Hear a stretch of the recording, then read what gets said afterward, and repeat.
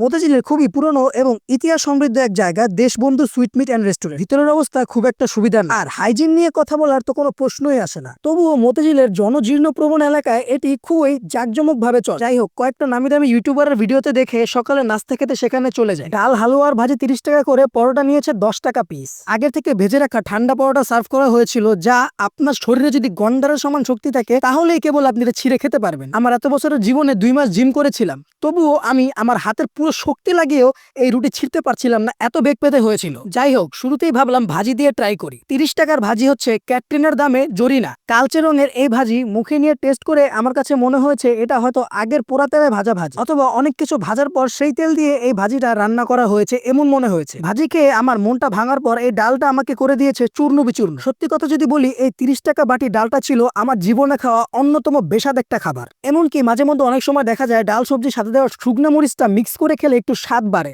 কিন্তু এইটা আমি এইভাবে খাওয়ার পরও আমার কাছে লেগেছে বেস্বাদ। তবে হতাশার চরম সীমায় তখন পৌঁছে যখন তাদের হালুয়া ট্রাই করি।